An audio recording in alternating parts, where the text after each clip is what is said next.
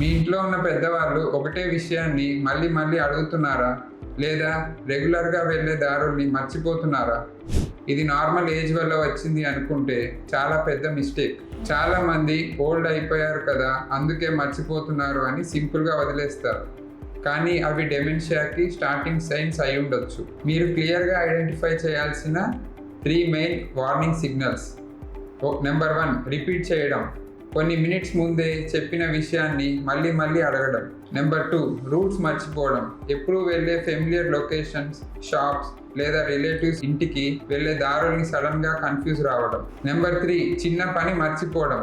తిన్నారో లేదో లేకపోతే ఎక్కడ వస్తువులు పెట్టారో అసలు గుర్తు లేకపోవడం. డెమెన్షియాని ఎర్లీ స్టేజ్లో కానీ ఐడెంటిఫై చేస్తే correct treatment, therapy and lifestyle చేంజెస్తోనే వాళ్ళ క్వాలిటీ ఆఫ్ లైఫ్ని బాగా కాపాడవచ్చు. లేట్ చేస్తే బ్రెయిన్కి జరిగిన డ్యామేజ్ని రివర్స్ చేయలేము. సో ఎర్లీ యాక్షన్ చాలా క్రూషియల్. మీ ఫ్యామిలీ మెంబర్స్లో ఈ సిమ్టమ్స్ ఉంటే అస్సలు నెగ్లెక్ట్ చేయకండి.